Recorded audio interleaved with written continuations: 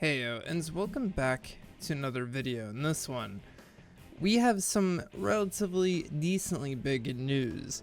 Persona 4 Remake could possibly be announced soon. So if you don't follow Faz, which if you don't, he covers a ton of stuff Persona related, and overall seems like a cool dude.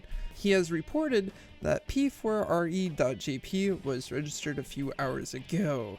And it shows with this screenshot here, and this really hypes me up because 2 years ago, when Persona 3 Reload wasn't quite announced yet, Atlas had registered the domain for it, and then 3 months later officially announced it, or leaked it by their own volition, which is we all know what happened with the Instagram thing.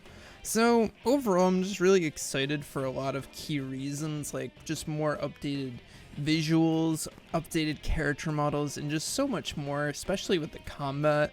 Like being able to maybe do like a baton pass sort of thing will actually be dope, and then seeing what they do with theurgy will also be interesting if they bring that system back, which they probably won't. They'll probably do the team attacks thing, but it'll just be interesting how they adjust it for the remake. I made a video about my wants already for a Persona 4 remake, so go check that out if you haven't already.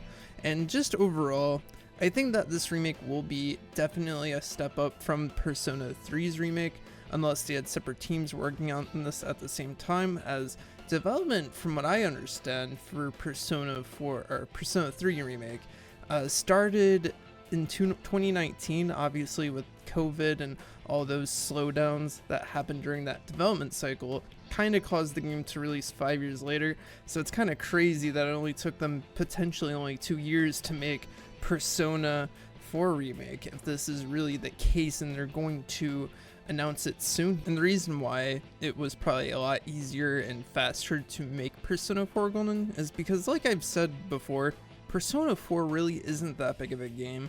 It's really probably the scripting and all the stuff on the back end that's kind of a lot to deal with, mainly environment wise and dungeon wise. Like, it's not that big of a game, and they really could make it this fast, and I really wouldn't be surprised, especially if it's going off of the foundation of Persona 3 Remake, which Atlas had done in the past between, you know, Persona 3 and Persona 4 on the PS2. But it will be interesting to see how Persona 4 Remake really turns out.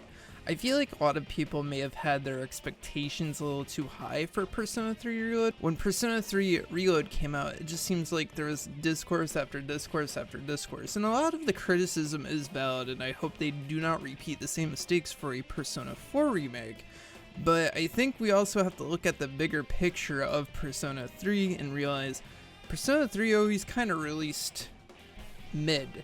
Like, it just always was either missing a feature or didn't have everything on launch. Like, the first release of Persona 3 didn't have an Aiga social, or being able to say Koromaru for walks, along with just so many other miscellaneous features that you really wouldn't think that wouldn't be in the game, isn't like in the launch version of the game. But it's not until Fez came out as when all these features came out, and then Portable, you know how Portable looks, and especially with its remaster, that's arguably worse. Along with, then you have the movie iteration of Persona 3, which at this point, we're at 3 different iterations of Persona 3, not counting the initial release, because that one's kind of just phased out at this point, no one cares. So, at the end of the day, it's like kind of nuts that like we got a Persona 3 remake with mostly all the content, especially, you know, episode I guess that almost didn't make the cut somehow, which makes me scared that they're not going to include Marie on launch, and the $30 season pass will just be something similar to that, and I hope to God not. Like, have it be a sequel, have it have some sort of continuation with like the Arena Ultimax stuff.